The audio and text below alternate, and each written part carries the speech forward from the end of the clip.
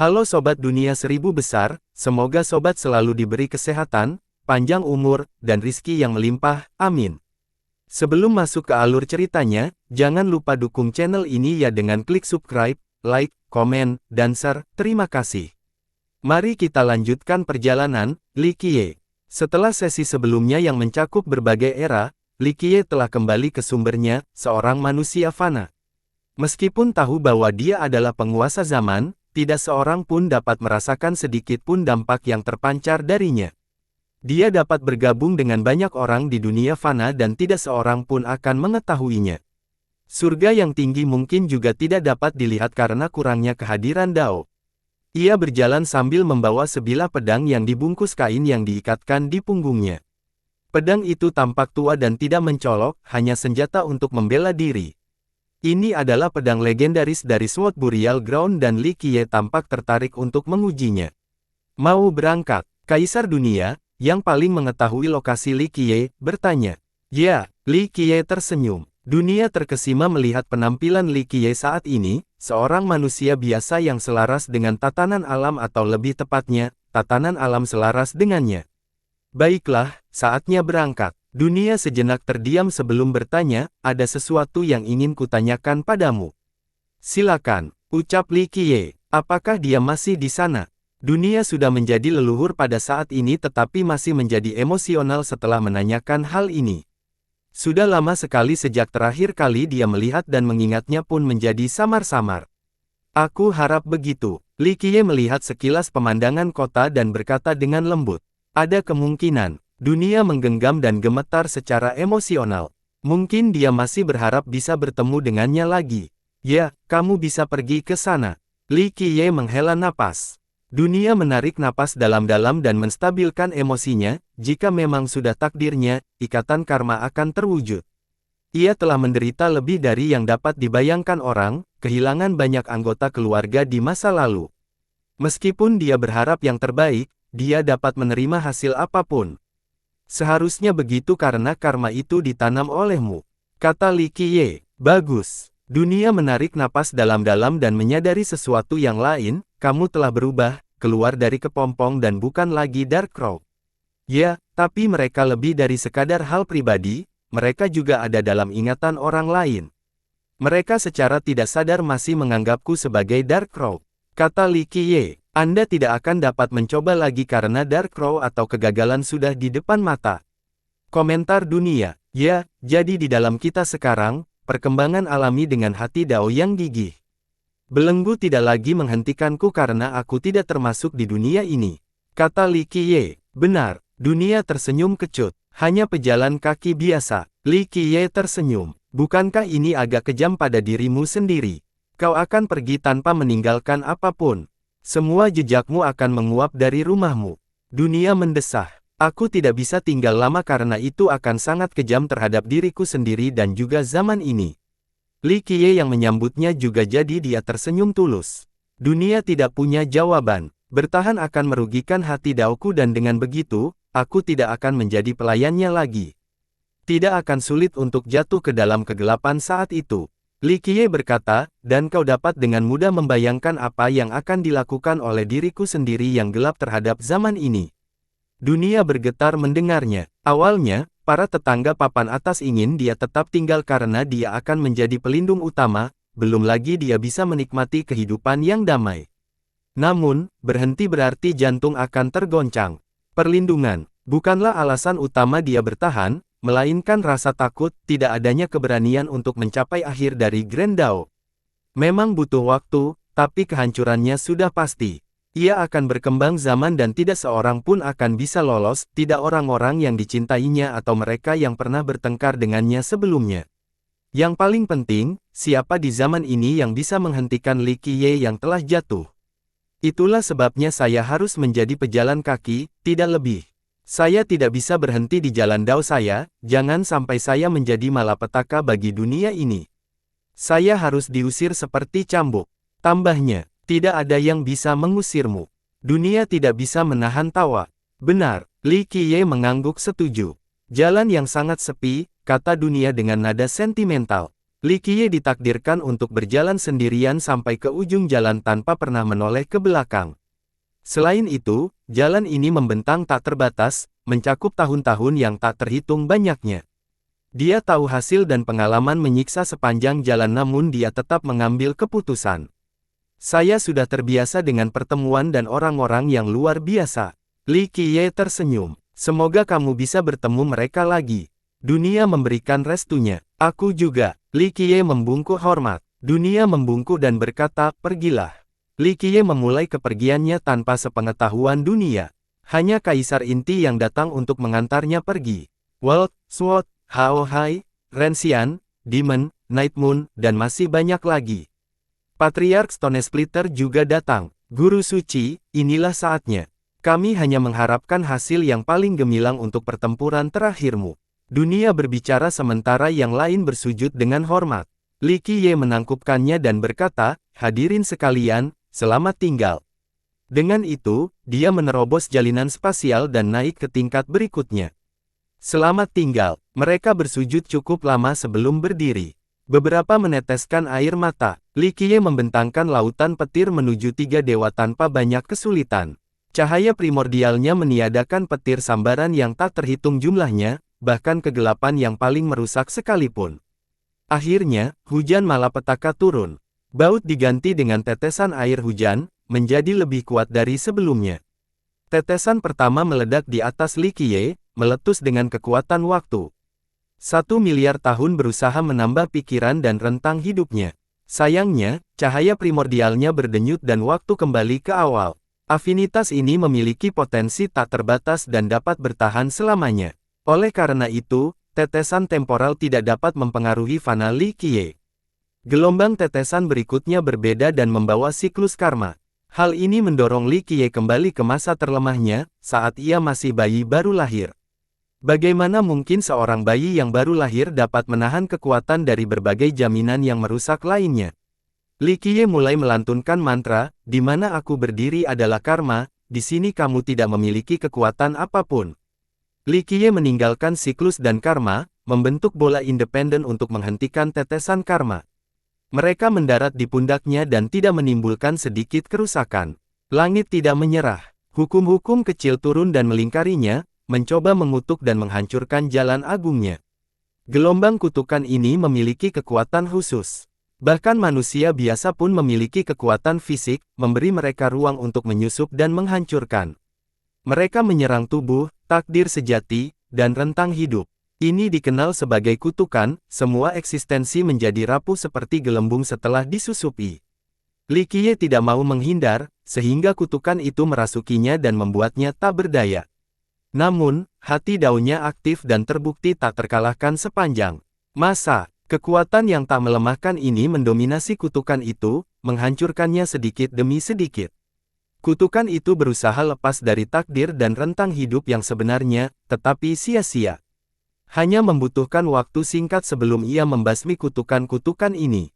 Hujan yang tak henti-hentinya mengubah baut-baut yang tersisa menjadi bentuk cair. Sayangnya, sifat destruktif mereka tidak dapat menembus cangkang primordial Li Qiye. Ia menyerupai telur purba, asal mula segala sesuatu. Ombak gagal memperlambat langkahnya sepenuhnya. Belum lagi kaisar, penguasa, dan bahkan teror tertinggi tidak dapat menahan kematian yang tak henti-hentinya ini. Hanya satu tetes saja dapat mengakhiri hidup seorang kaisar terlepas dari bakat dan kekuasaannya. Mengenai teror, mereka dapat berlangsung dalam gelombang demi gelombang, namun pada akhirnya, kematian tidak dapat dihindari. Datang langsung segera, Li Qiye menjadi pusat badai. Meski begitu, dia tersenyum dan berkata, hati memang menginginkannya, tapi dagingnya tidak. Menyapu mungkin menghabiskan terlalu banyak energi. Penderitaan terus-menerus, cukup untuk menghancurkan suatu zaman. Sayang sekali, tidak ada wujud asli. Setelah beberapa saat, dia akhirnya menghela nafas dan berkata, setelah hujan datanglah pelangi, jalan mulus bagi Li Qiye setelah semua kematian sirna. Setiap langkahnya melintasi ruang dan waktu. Bunga-bunga abadi bermekaran di bawah dan himne agung dapat didengar selamanya. Ujung jalan itu juga menyerupai ujung Dao, suatu tempat di luar surga yang tinggi. Energi abadi dapat dirasakan di mana-mana. Tebing yang menjulang tinggi menanti Li Qiye, tampaknya menjadi area terakhir yang harus dilintasi sebelum mencapai surga abadi. Anehnya, puncak menara itu memiliki meja yang terbuat dari batu giok surga yang paling berharga. Menggosok permukaannya sama seperti menggosok langit. Meja itu berisi misteri surga yang tinggi. Hanya dengan sekali pandang, materi ini dapat bermanfaat bagi kaisar seumur hidup. Mempelajari dao surga yang tinggi membuat seseorang menjadi unggul. Tungku surgawi disiapkan untuk memanaskan anggur, terbuat dari logam abadi berbulu. Tungku ini memiliki nyala api anima unik yang membakar waktu itu sendiri. Anggur itu juga luar biasa, sesuatu yang tak terlihat di dunia fana. Anggur itu diseduh dari saripati waktu dan bintang dengan campuran saripati dao, disiapkan khusus untuk Li Qiye. Dia setelah tersenyum melihat ini dan duduk di depan meja tanpa rasa waspada. Sebuah surat tertinggal yang berbunyi, "Permintaan maaf atas muridku yang bodoh, Tuan." Beberapa kata tersebut mengandung misteri dao, petunjuk menuju dao abadi. Jika ada orang di dunia fana yang memiliki hak istimewa untuk melihat karakter-karakter ini, mereka bisa menjadi yang terkuat di zamannya. Surat ini memiliki nilai tertinggi dan akan dibagikan oleh suatu sekte selamanya. Surat ini dapat diturunkan menjadi berbagai hukum kebaikan. Kesempurnaannya mengundang kekaguman. Yang lain akan berpikir bahwa batas dao ada di dalam karakternya. Ia mengandung ketulusan dan dapat keluhan yang paling tinggi. Li Qiye tersenyum dan mengusapnya sebentar, surat itu hancur berkeping-keping dan padam. Kuali itu otomatis mengisi cangkir untuk dinikmatinya, yang dilakukannya dalam sekali teguk. Cahaya duniawi dan bersinar saat memasuki kedalaman. Itu membuatnya terasa seolah-olah sedang mengambang di surga, benar-benar puas. Baik manusia maupun dewa dapat melupakan kekhawatiran mereka dan menikmati momen tersebut. Seseorang dapat memilih anggur ini daripada menjadi abadi. Yang terbaik, yang lain. Li Qiye tak dapat menahan tawa, sambil mengangkat cangkirnya. Kuali itu menuangkan satu lagi untuknya. Aroma anggur itu meresap ke seluruh area, mengubah kerikil menjadi setan. Seiring berjalannya waktu, mereka bisa berubah menjadi leluhur batu. Jika satu tetes saja turun ke dunia fana, itu bisa membuat satu manusia yang beruntung bisa melampaui batas. Yang terpenting, itu merupakan permintaan maaf yang tulus kepada Li Qiye. Ia menghabiskan seluruh isi cawan itu dan berkata, "Panci anggur ini, layak mendapat satu pedang." Waktu yang terus berputar di sekelilingnya, tak mampu menangkap keindahan anggur itu, baik dalam sepersekian detik atau selama berabad-abad. Anggur itu membungkusnya bagai selimut yang paling lembut dan hangat. Ia tertidur dan tertidur, seakan-akan memasuki mimpi indah. Suasana hatinya akan membaik setelah tidur nyenyak dan segala sesuatunya bisa menjadi lebih mudah. Dia membuka matanya dan menerima permintaan maaf itu. Dia menguap dan mencium badan sambil tersenyum sesudahnya. "Sepertinya Anda telah memikirkan hal ini dengan matang demi murid Anda. Saya tidak akan meminum anggur Anda hanya dengan cuma-cuma," ujarnya. "Sungguh luar biasa." Ia menguap lagi dan berkata, "Anggur ini tak ada tandingannya, tak tersedia baik untuk manusia maupun dewa." Ia tidak mengeluarkan anggur yang bagus, tetapi tidak ada yang bagus di dalamnya. Proses pembuatannya membutuhkan usaha yang tak terhitung banyaknya, bahkan bagi orang itu, sebuah freelancer ketulusan sejati. "Baiklah, aku terima. Aku akan mengampuni dia kali ini, tetapi untuk yang berikutnya, tidak ada ampun." Dia berdiri tegak dan merasa sangat nyaman, merasa baik hati dan murah hati saat ini. Mungkin tidak seorang pun dapat mendengarnya tetapi itu sudah cukup. Li Qiye menerima permintaan maaf setelah menerima surat dan anggur, mencapai kesepahaman implisit dengan pihak lain. Sepanjang sejarah, hanya satu orang yang mampu melakukan hal ini hingga permintaan maaf Li Qiye diterima. Tentu saja, orang ini juga satu-satunya yang mampu membaca situasi dengan sempurna. Ini adalah kontes senyap antara dua makhluk abadi yang melintasi waktu dan ruang. Setelah tebing itu ada dunia yang terisi energi abadi dan terbebas dari bahaya. Saat berdiri di sini, semua ruangan lain menjadi sangat kecil dan seseorang merasa bahwa mereka memiliki kendali penuh atas kehadiran itu. Masa lalu dan masa depan tidak dapat disentuh karena masa lalu telah berlalu dan tidak ada lagi. Orang tidak dapat menjangkau masa lalu. Di sisi lain, masa depan belum terjadi, hanya imajinasi dan spekulasi belaka. Masa depan penuh dengan kemungkinan, tetapi dalam arti tertentu, juga hampa. Jika kehidupan berhenti tiba-tiba, maka masa depan tidak akan ada lagi. Imajinasi dan spekulasi menjadi tidak lebih dari sekedar mimpi. Oleh karena itu, hanya masa kini yang terkendali. Masa kini memberi rasa hidup dan otoritas, yang paling berharga dari trinitas duniawi. Sepertinya kamu sudah menunggu lama. Li Qiye sambil tersenyum melihat hadiah ini. Untuk kedatanganmu, Guru Suci. Sebuah suara yang mewakili masa kini menjawabnya. Li Qiye memejamkan mata dan merasakan keadaan saat ini sebelum menjawab, jadi ini wujud aslimu, kembali ke asal. Ya, aku hadir, yang dengan rendah hati menunggu bimbinganmu, Guru Suci. Suara itu menjawab, terluka, begitu, komentar Li Qiye, hanya luka ringan, terima kasih atas restumu, Guru Suci. Hadir berbicara dengan tenang, kamu hanyalah kehidupan ketiga, bukan masa kini yang sebenarnya. Li Qiye tersenyum, ya, Guru Suci, aku hanya melestarikan masa kini. Kehidupanku yang ketiga sudah lengkap. Jawab masa kini, benar, bukan begitu cara pandangku. Li Qiye menggelengkan kepalanya. Guru Suci, aku adalah Mosi di kehidupan pertamaku, pembunuh abadi.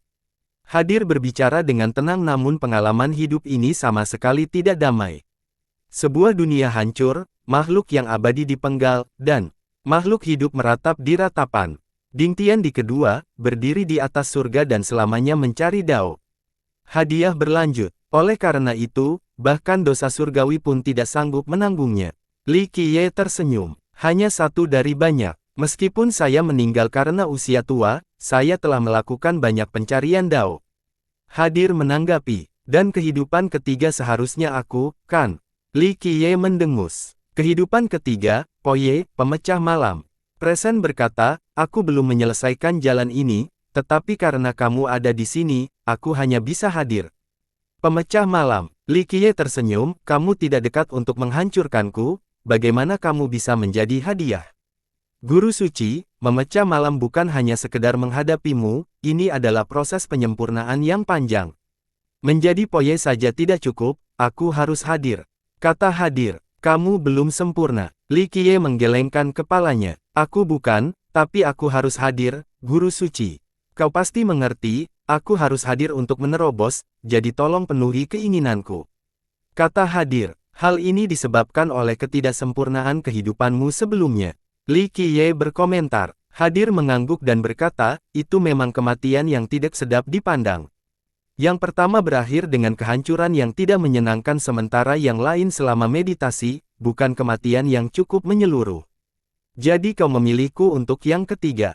Li Qiye mengerti. Saya telah memikirkannya secara mendalam dan hanya Anda yang dapat memberikan saya kematian yang sempurna tanpa cacat sedikit pun.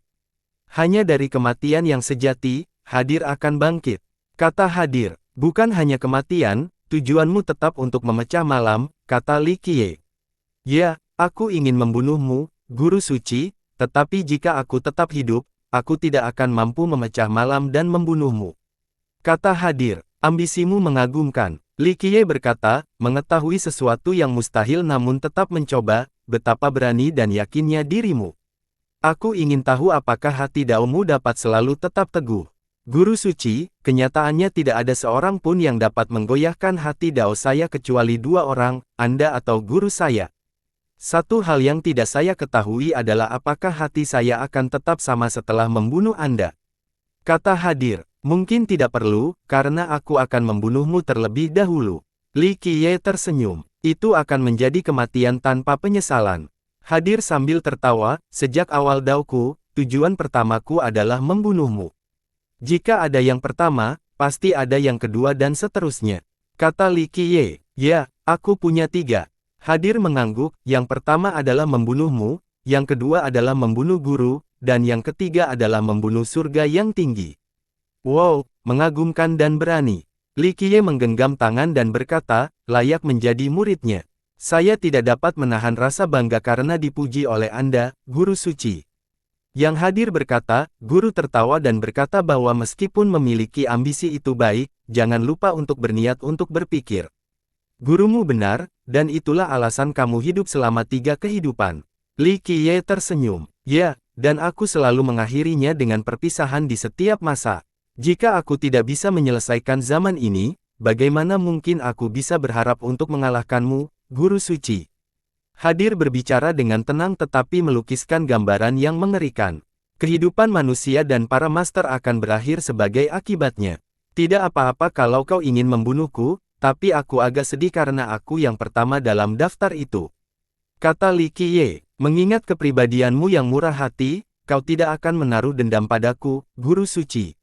Hadir tersenyum, awalnya, saya berpikir untuk mengutamakan guruku, tetapi merasa itu salah, bahwa saya terlalu sombong. Itu tidak berarti kau tidak setara dengan guruku, hanya saja dia mengajarkanku Dao dan mengenalku dengan sangat baik.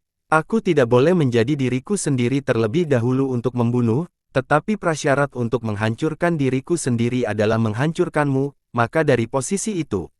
Benar, akulah yang harus disalahkan karena menciptakan zaman dan menghalangi jalanmu. Li Qiye mengangguk, terima kasih atas pengertianmu. Presen berkata, jadi seperti yang kau lihat, aku harus mengakhiri malam ini, tapi satu nyawa saja tidak akan mampu menghancurkan ini. Seperti kata pepatah, Anda tidak bisa memakan orang gemuk hanya dalam satu gigitan. Aku tahu aku yang sekarang tidak bisa membunuhmu, jadi tolong bunuh aku, kaulah satu-satunya yang bisa melakukan pekerjaan dengan sempurna. Benar, tidak mudah untuk menemukan kandidat yang cakap untuk tugas ini. Li Qiye mengangguk, tapi tuanmu juga bisa melakukannya. Guru pergi setelah mengajarku. Aku belum pernah melihatnya selama 3 kehidupanku. Aku khawatir dia sudah tidak ada di dunia ini. Jadi, hanya kamu, Guru Suci. Hadirkan kepalanya. Itu usulan yang lucu. Jika aku membunuhmu, bukankah itu sama saja dengan menusuk diriku sendiri? Li Qiye tersenyum. Saya yakin Anda tidak akan mengingat kebesaran Anda, Guru Suci. Yang hadir berkata, Anda ingin membunuh saya yang sekarang, bukan saya yang berbeda. Itu juga masuk akal. Li Qiye mengelus dagunya.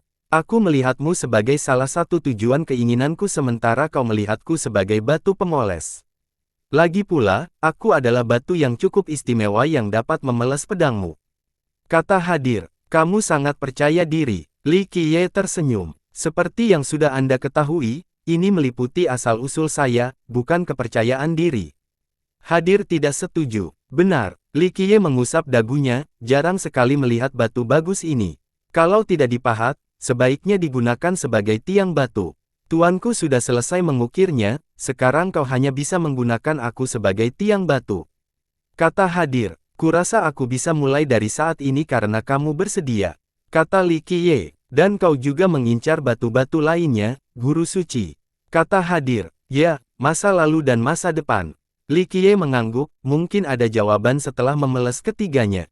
Anda mungkin tidak membutuhkan keduanya setelah presen, yang paling penting.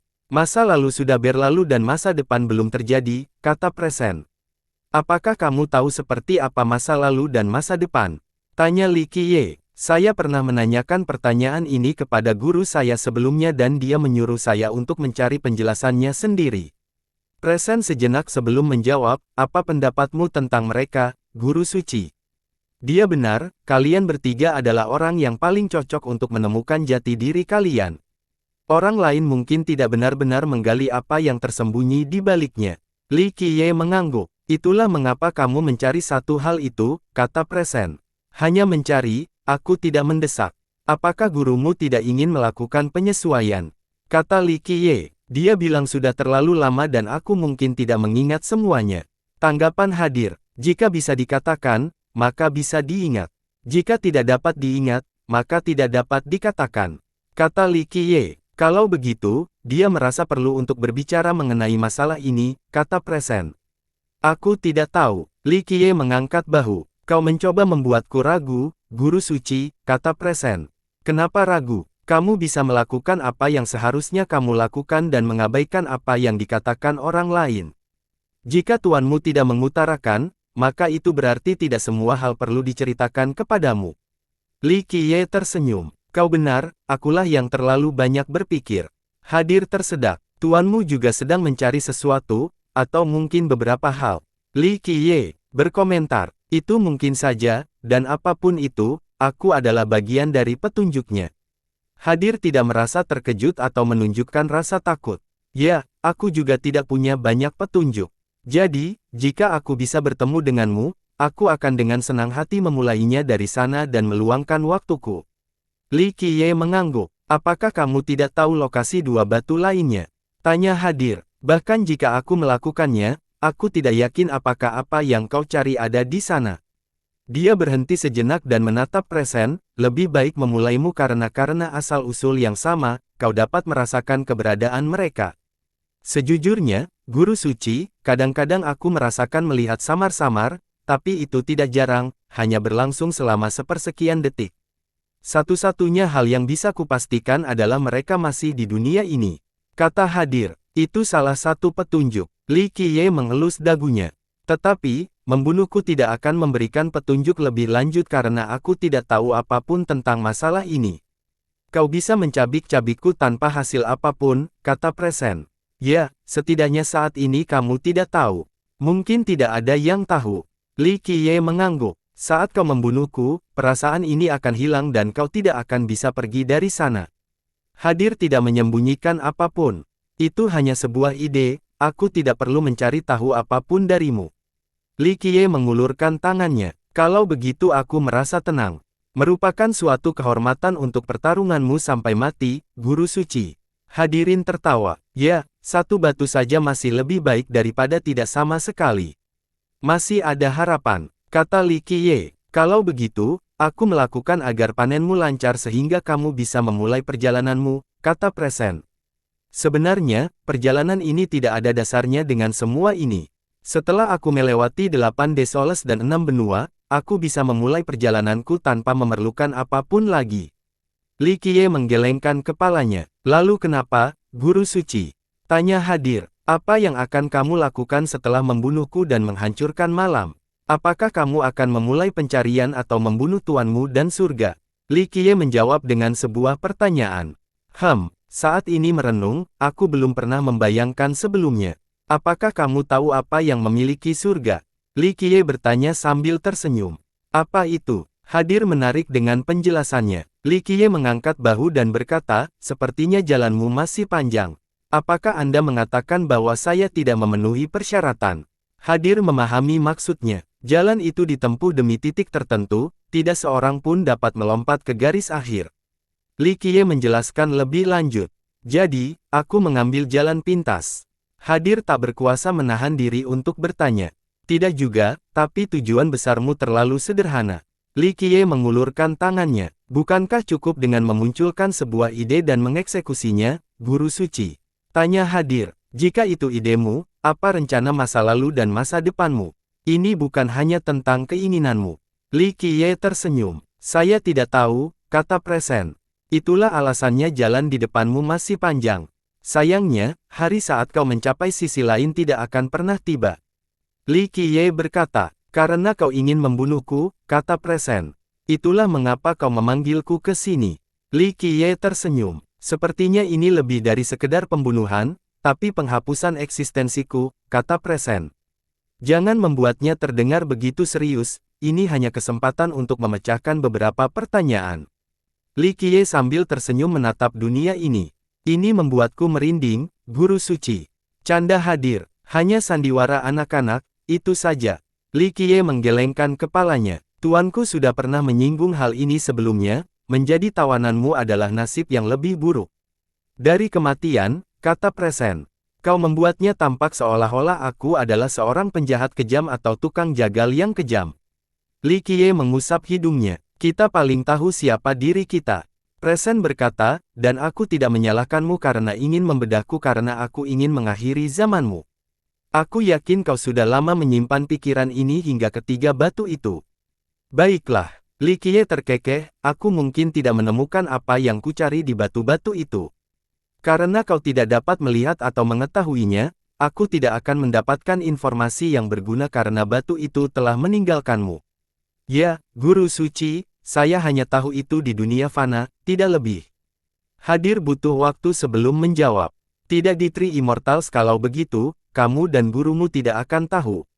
Li Qiye tersenyum. Kami tidak dapat menemukannya. Presen berkata, sepertinya batu ketiga itu akan mengecewakanmu, tetapi bagaimanapun juga, kamu harus menemukan dua batu lainnya. Tidak, Li Qiye menenangkannya, gurumu tidak mengatakan yang sebenarnya, aku hanya butuh satu. Hadir tidak menduga hal ini. Karena satu hal tidak penting dan kamu tidak begitu penting. Hanya yang terakhir yang berbeda. Kata Li Qiye, masa depan, mengerti masa kini, masa lalu dan sekarang sudah tersedia, hanya masa depan yang tidak diketahui. Itulah sebabnya gurumu tidak puas semuanya, bukan alasan sebenarnya. Kata Li Qiye, lagi-lagi dengan perang psikologis. Kata Hadir, apakah aku perlu melakukan itu ketika aku akan membunuhmu dan kau tidak akan pernah bisa bertemu dengan gurumu lagi? Li Qiye tersenyum. Saya mengerti. Hadir mengakui kesulitannya dalam pertemuan lainnya. Jika dia tidak mau, kamu akan bisa menemuinya. Li Qiye menambahkan, benar, Hadir berselisih dan setuju, tapi aku menemukanmu, guru suci, itu sudah cukup untuk mencapai tujuan pertamaku. Baiklah, aku akan memberikan kesempatan untuk mengakhiri malam ini. Li Qiye mengangguk. Guru suci, mohon siapkan senjatamu. Kau butuh sesuatu yang bagus agar tidak meninggalkan jejak. Kata Hadir, hanya sedikit yang ingin mati sepertimu. Karena aku sudah setuju, aku akan memastikan bahwa kematianmu bersih. Li Qiye berkata dan memegang gagang pedang yang dipegangnya di punggungnya. Luar biasa, dari mana Anda mendapatkan ini, guru suci? Hadirin tidak bisa menahan diri untuk tidak memuji. Seseorang yang mempercayainya dan kamu seharusnya merasa ramah dirugikan olehnya. Kata Li Qiye, pedang abadi ini akan dikurungku dengan telak, itulah yang kuinginkan. Hadir sebagai pertanda setelah melihat ini. Kalau begitu, mari kita mulai. Li Qiye tersenyum. Sekarang, teriak Hadir, memanggil waktu. Alirannya meliputi masa lalu, masa kini, dan masa depan. Waktu mulai tiba setelah munculnya surga yang tinggi.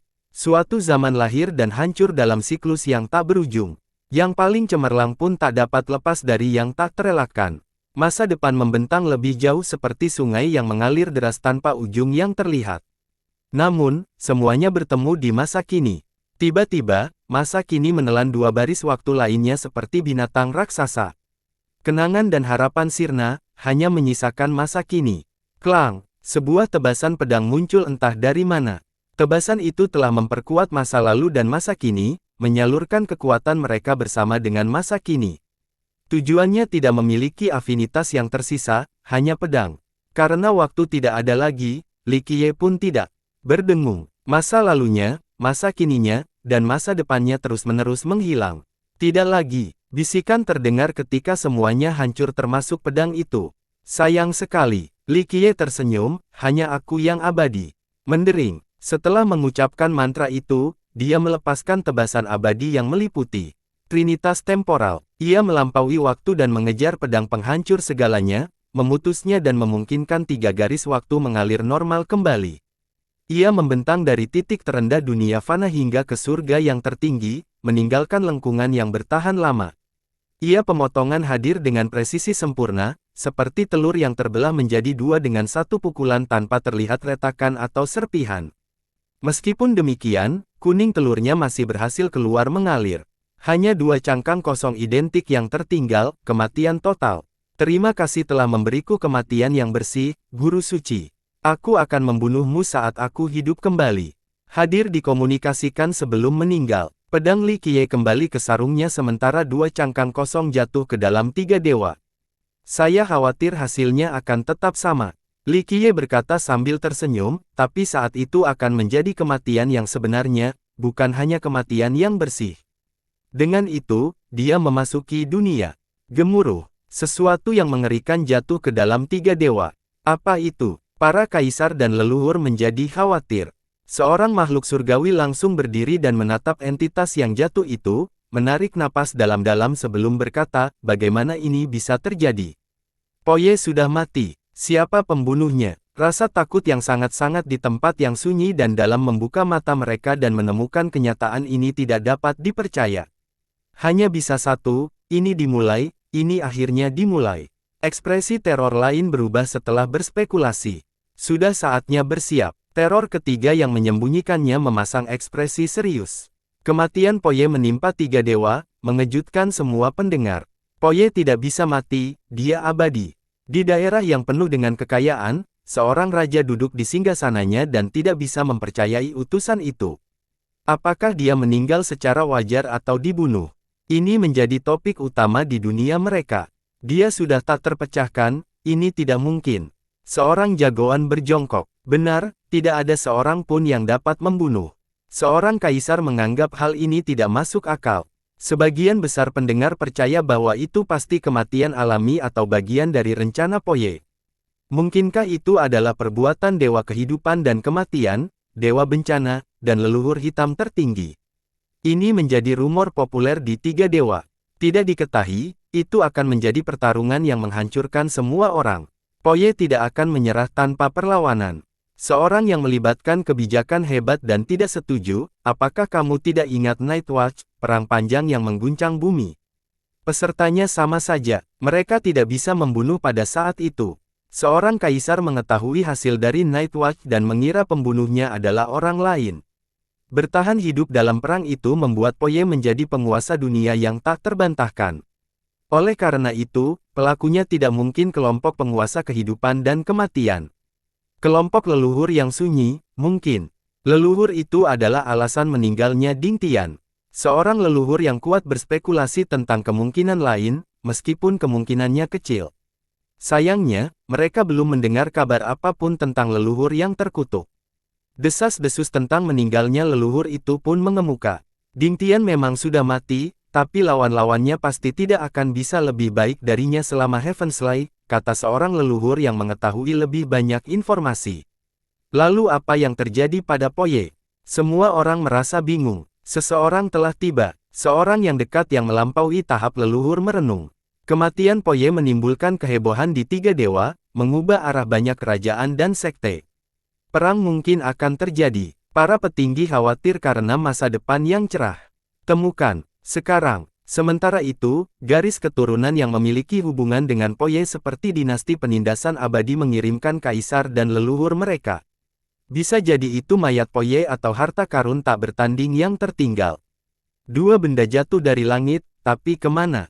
Ini menjadi informasi menarik berikutnya. Tidak seorang pun dapat duduk diam karena godaan. Kita mungkin bisa menemukan warisan Poye, sebuah kekayaan yang luar biasa. Poye adalah makhluk terhebat di Three Immortals. Penguasa kehidupan dan kematian, penguasa bencana, Xian Cheng Tian, Primal Yin Immortal Ghost, dan masih banyak lagi. Tak seorang pun yang dapat mengalahkannya. Cahaya Poye tak bertanding dan tak tergoyahkan. Jika ada yang bisa mendapatkan warisannya, mereka bisa menjadi penguasa tiga dewa. Kita tidak boleh membiarkan jatuh ke tangan orang luar. Para pengikutnya melakukan segala yang mereka bisa untuk melestarikan warisannya, baik itu garis keturunan yang diciptakannya maupun mereka yang mengikutinya. Di sisi lain potensinya, sisa-sisa barang dan warisannya melambangkan otoritas tertinggi. Mungkin ini kesempatan untuk melawan. Sosok misterius yang merencanakan rahasia konferensi, dunia telah menyembunyikan keberadaan kita. Ini adalah kesempatan yang bagus.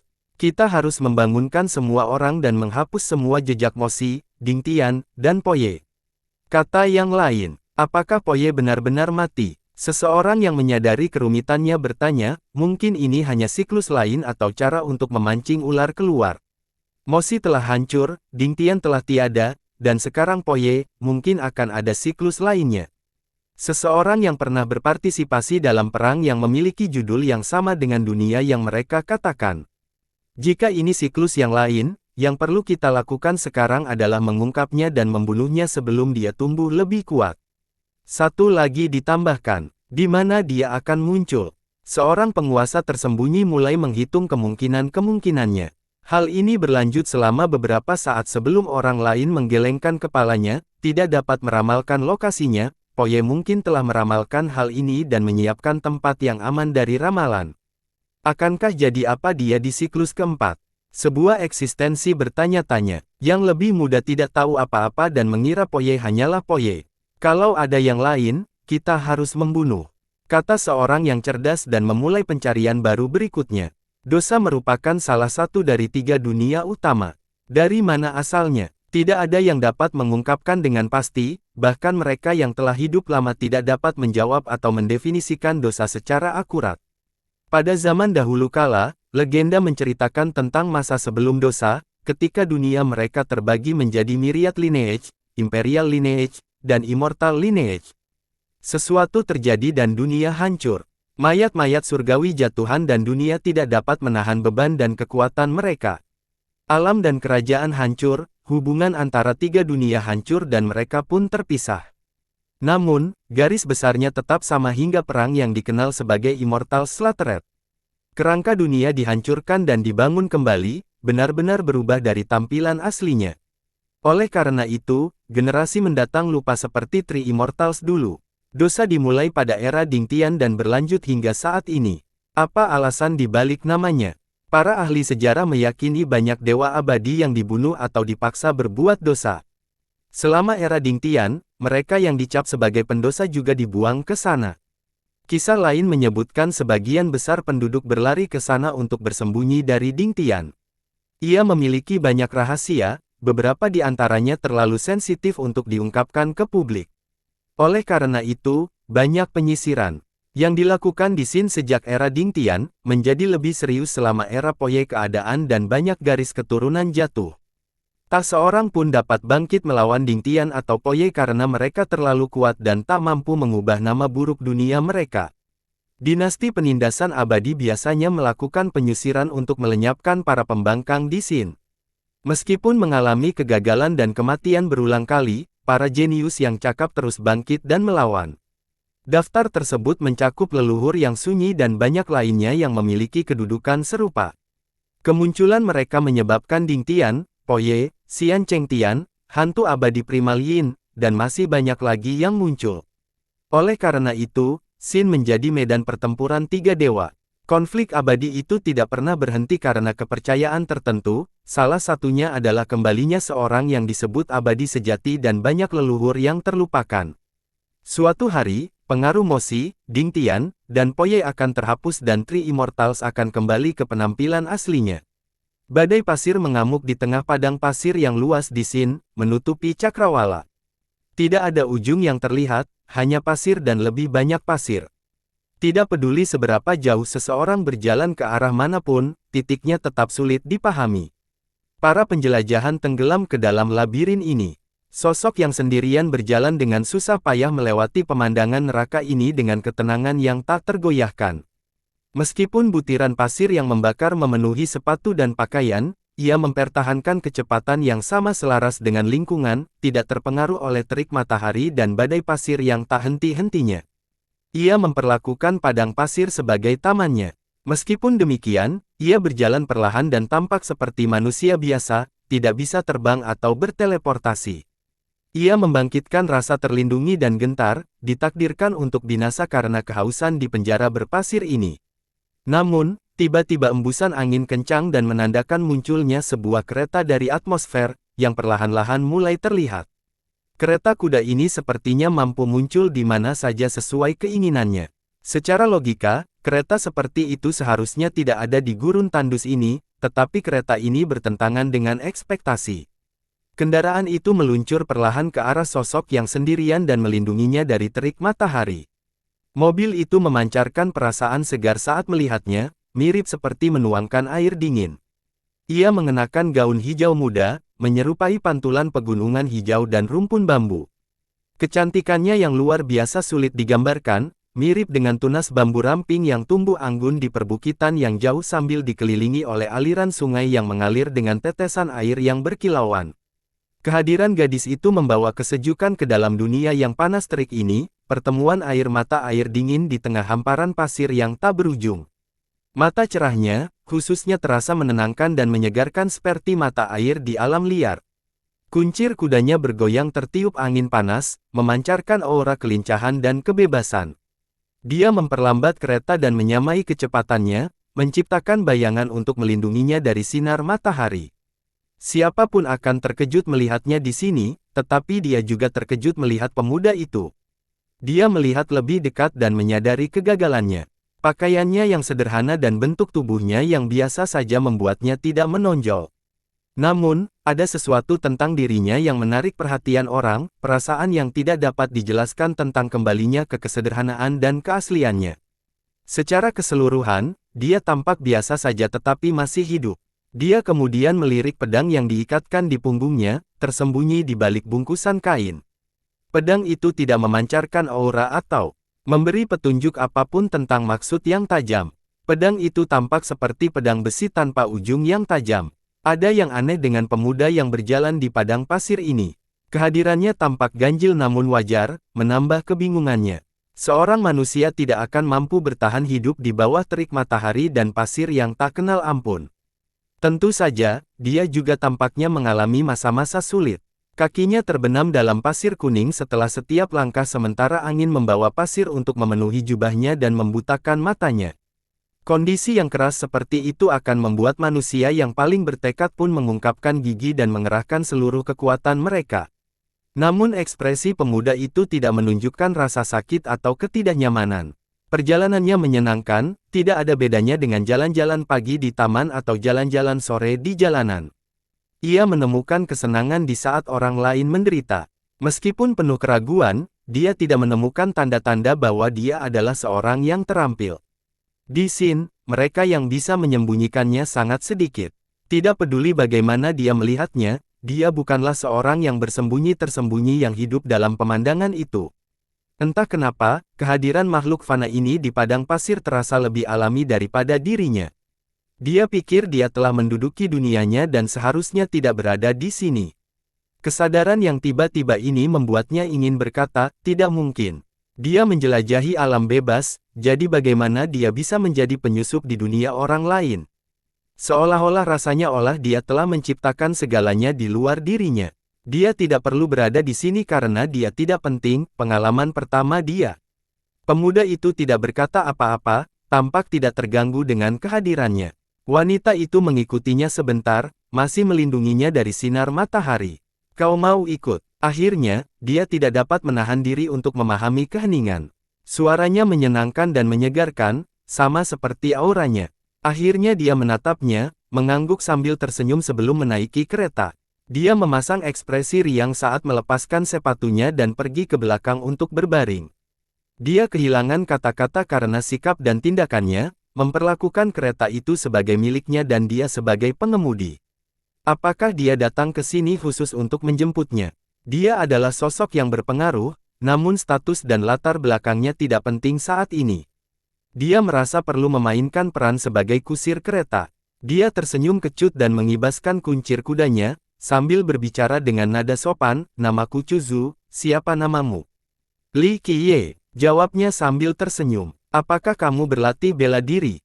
Dia melirik pedangnya lagi. Pedang itu tampak seperti senjata untuk menangkal binatang buas di alam pembohong.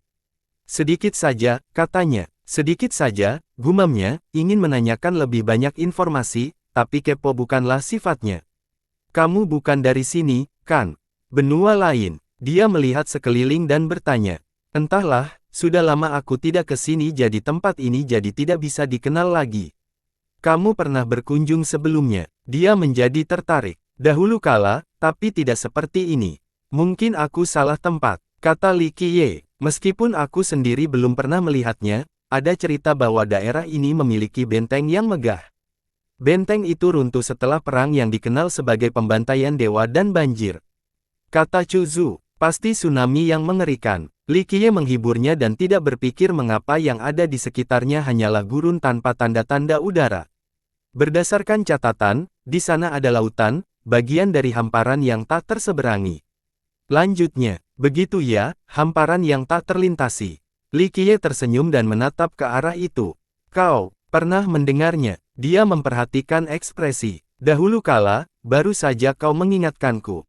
Li Qiye mengangguk. Sekarang ini sudah menjadi bagian dari sejarah. Senyumnya seperti bunga plum yang sedang mekar di sebuah lembah. "Dari apa yang kubaca, bunga ini sudah hilang karena bencana besar dan perang-perang berikutnya. Bunga ini terbagi dua kali menjadi beberapa bagian, salah satunya ada di sini." Dia memiliki pengetahuan yang terpuji tentang sejarah yang hilang dan memberikan informasi. "Ayo," jawab Li Qiye. "Dulunya di sini bukan gurun, melainkan lautan tak terbatas dengan gelombang yang bergulung-gulung setelah perang." Dia menjelaskan, "Namun, legenda legendaris itu cukup tinggi untuk menahan gelombang. Masalahnya adalah banyaknya monster yang kuat di lautan. Mereka mengamuk dan memperparah penduduk. Ya, Li Qiye mengangguk. Respons santai ini mengejutkannya, mengapa seorang manusia tidak terkejut mendengar kisah-kisah menakutkan ini. Untungnya, orang bijak datang membantu dan melindungi daerah ini dari monster. Mereka menyelamatkan semua orang. Chuzu melihat sekeliling dengan membayangkan jalan besar yang berusaha menangkis gelombang monster raksasa. Kereta itu tampak bergerak lambat, tapi kecepatannya sebenarnya sangat mengesankan. Kereta itu perlahan meninggalkan gurun dan mencapai pegunungan. Ini bersembunyi dari dunia luar. Begitu mereka mencapai puncak, Li Qiye melangkah keluar dan menatap pemandangan di bawahnya. Ia berjongkok dan mengambil segenggam pasir. Saat pasir menetes di sela-sela rahang, ia menatap pemandangan yang luas itu sekali lagi dan mendesah. Sky Pass, gumamnya. Kamu tahu nama benteng itu? Chuzu terkejut lagi. Itu sudah tua. Li Qiye menatap pegunungan yang melingkarinya dengan penuh perasaan. Benar, Chuzu tidak tahu bagaimana manusia fana ini bisa mengenali tempat ini. Namun, dia melangkah maju sambil meragukannya, dulu tempat ini tidak ada di sini, kurasa itu adalah benteng terapung. Sayang sekali kita tidak akan bisa melihat masa kejayaannya. Benar, itu adalah keberadaan yang ajaib dan tampak seperti naga yang melingkar. Li Qiye tersenyum. Ini mengingatkannya pada kenangan akan jalan dan tembok indah yang membentang melintasi dunia silsilah abadi. Sky Pass hanyalah satu bagian dari parit itu, sebuah benteng yang menjamin keselamatan semua orang. Chuzu berkata dengan lembut, itu runtuh karena Uncrosable Expanse hancur setelah perang pembantaian dewa. Di sini, seseorang bisa bertahan melawan 10.000 orang, komentar Li Qiye. Itulah yang terjadi dalam legenda. Buddha Batu, melintasi lintasan, menjaga tempat ini bersama pasukannya. Jawab Chuzu. Sayangnya, semua itu kini sudah berlalu. Li Qiye menggelengkan kepalanya. Sky Pass adalah yang pertama bertahan dari serangan monster laut. Pertempuran berlangsung 3 hari 3 malam, namun Legiun tidak dapat menghentikan gelombang yang tak berujung. Sahabat terdekat yang dipanggil, Godan, datang untuk membantu tetapi tidak berhasil. Pas tidak dapat menahan serangan itu sehingga menjadi pertempuran sampai mati. Sudah terlambat ketika kelompok leluhur hitam tertinggi tiba. Dia mendesah sebelum melanjutkan, Stone Buddha dan Godan bertarung dengan gagah berani sampai akhir. Ketika bala bantuan datang, mereka hanya melihat menyenangkan. Setia dan tidak mementingkan diri sendiri, mereka tidak gagal dalam misi mereka. Komentar Li Qiye. Benar, satu kekalahan tidak akan bisa menutupi prestasi mereka sebagai pelindung selama bertahun-tahun. Chuzu berkata, selain itu, mereka membantai cukup banyak binatang buas dan memberi cukup waktu bagi para kaisar untuk menyapu bersih sisanya. Mereka menggunakan api khusus untuk membakar sisa lautan dan menjelajahi kita, yang tersisa. Hanyalah gurun ini, benar-benar bencana yang mahal, kata Li Qiye. Ya, sekarang dikenang sebagai perang penjaga langit, kata Chuzu lembut. Bersambung.